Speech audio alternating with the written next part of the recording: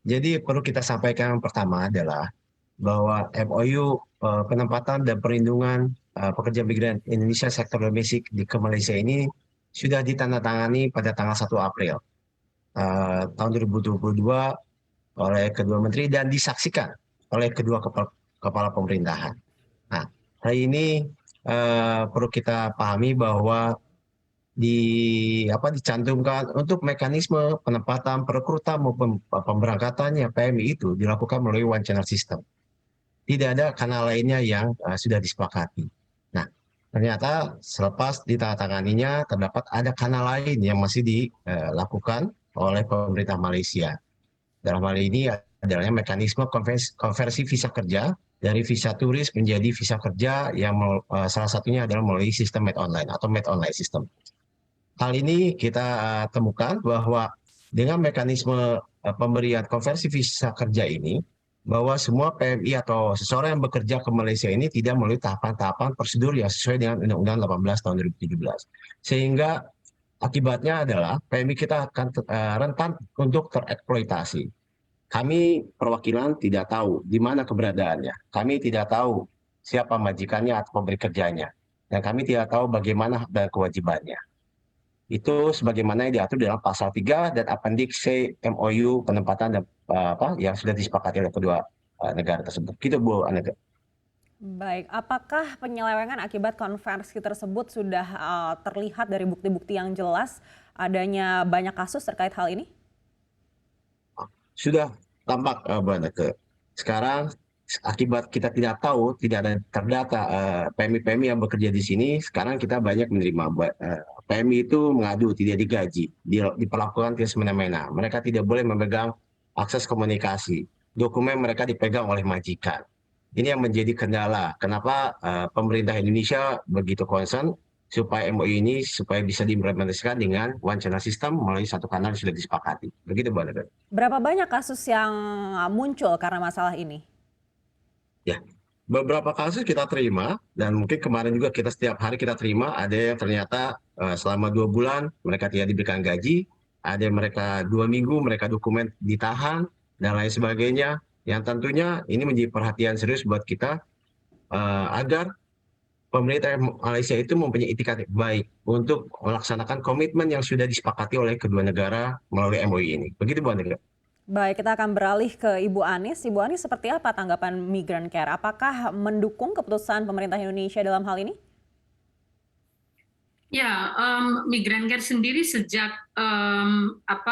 kasus Adelina ya, putusan Mahkamah Persekutuan Malaysia membebaskan majikan Adelina yang menurut kami nyata-nyata melakukan kekerasan hingga Adelina meninggal dunia, itu divonis bebas gitu ya oleh Mahkamah Persekutuan Malaysia. Bagi kami juga itu sudah melanggar MOU yang disepakati dua negara gitu, karena penegakan hukumnya tidak fair gitu ya antara majikan dengan pekerja.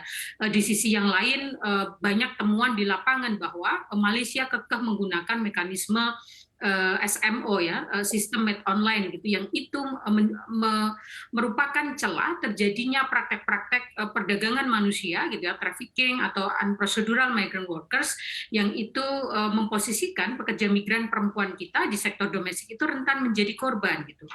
Sehingga ini yang sejak awal sebenarnya Migrant Care sudah mengingatkan kepada pemerintah untuk berhati-hati, karena kita tahu Malaysia punya SMO dan bukan tidak mungkin pasca kita punya MOU itu akan diimplementasikan kepada kita gitu, dan itu benar karena sebenarnya SMO itu kan juga bagian dari upaya pengembangan. Dulu mereka punya GP visa ya, job performance visa, yang itu mereka terbitkan juga pada saat kita moratorium beberapa waktu yang lalu ketika MOU kita belum ditandatangani gitu. Artinya sebenarnya tidak kali ini saja Malaysia itu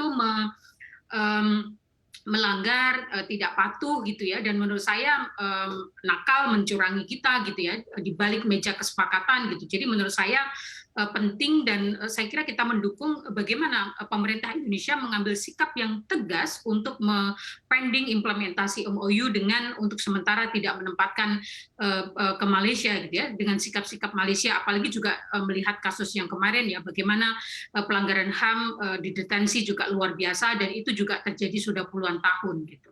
Baik, apa kendala yang ada di lapangan sampai para pekerja dari Indonesia ini lebih memilih jalur yang ilegal padahal sudah disediakan yang legal?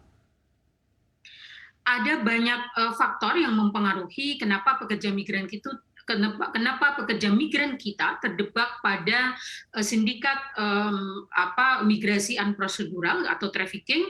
Pertama, memang meskipun kita sudah memiliki channel P2P gitu ya, G2G, tetapi tidak ke Malaysia karena Malaysia tidak mau G2G.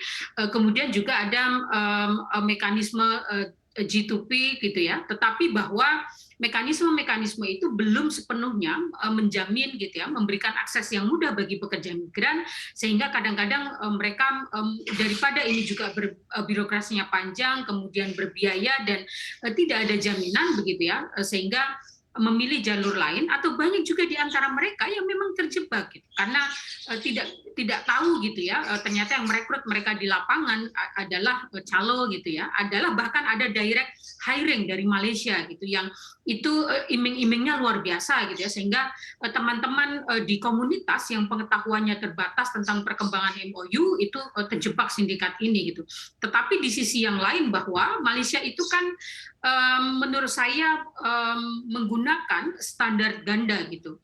Jadi di satu sisi mereka itu sangat strict pada aturan keimigrasian mereka gitu, bahwa seluruh pekerja asing yang masuk Malaysia itu harus menggunakan dokumen yang proper. Tetapi di sisi yang lain, majikan, industri di sana itu suka menggunakan yang undocumented gitu.